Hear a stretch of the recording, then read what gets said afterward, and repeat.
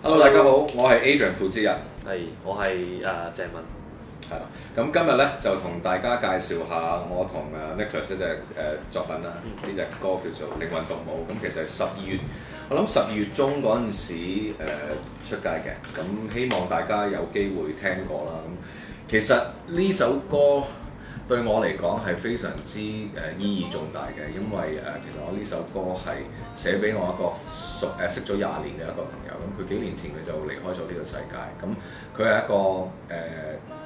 一個非常之熱愛藝術、熱愛音樂嘅一個朋友嚟嘅，咁同我個友情都係特別深嘅，因為佢咁多年嚟佢都一路都叫我 quit 咗我份 day job。咁叫我瞓身入去做音樂，咁所以佢對我而家咧係一個非常之一個大嘅啟發嚟嘅。咁你可以講下，其實你 approach 呢首歌成個思維個諗法，可以同大家分享下。其實都有啲受寵若驚嘅，因為即係我收 brief 嘅時候啦，咁就其實就冇話特別講，即係你係想講一首即係關於跨越友情、愛情乜嘢情都好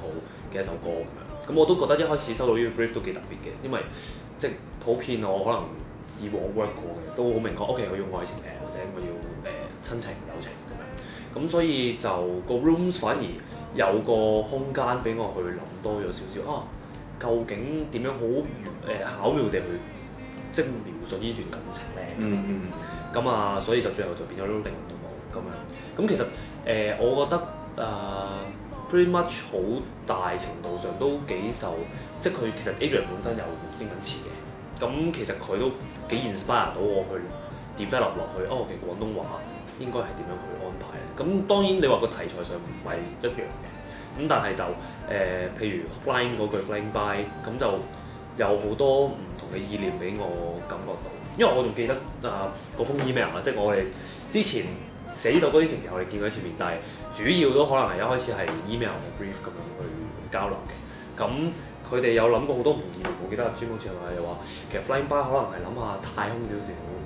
科幻少少、天馬行空少少，可能有啲咩飛過嚟靠近你啊咁樣。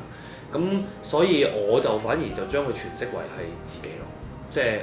好似首歌咁講 ，Flying by 是我的寂寞神態。其實原來飛埋嚟嘅時候係我自己嚟嘅。因為我見到我好寂寞嘅一個自己。其實呢個角度亦都係非常之獨特，因為我寫嗰時我冇咁諗過，即係我寫 Flying by 嗰陣時嗰個感覺係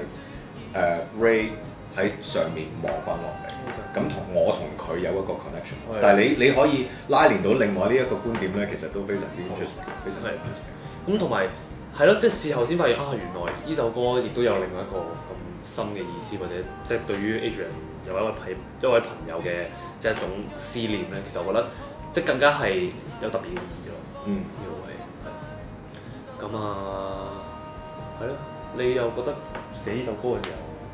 點啊？大概嗰個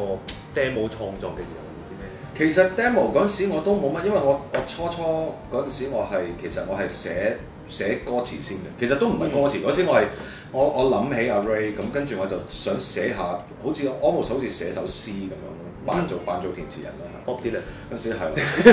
咁但係就但係寫下，突然之間，因為我嗰陣時我寫呢首歌嗰陣時，我係近排我嗰陣時聽陳百強，同埋我聽好多嗰啲70年代比較上係抒情啲嗰啲慢嘅情歌，咁佢哋製作上面同埋編曲上面咧，都係有一個特別一種聲音嚟嘅，即係大家我諗 Bee Gees 大家都熟悉嘅 ，Bee Gees 係70年代抒情情歌嘅一種嗰種咁嘅聲音嘅呈現咯。咁我記得我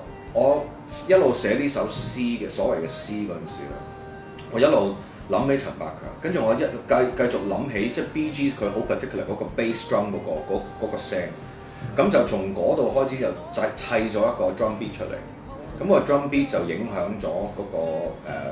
鋼琴同埋吉他嗰個主要嗰個 main theme，咁就從嗰度咁樣寫，所以其實係初初冇諗過寫，但係可能因為一路諗住佢啦，咁從呢度就直接可以即係攞到啲 energy 出嚟，咁可以 feel 到啲 energy，咁可能寫到一首咁嘅嘢出嚟，係咯。我最中意就係、其實 actually 我成首歌我最中意咧就係我同我 producer Jim 我哋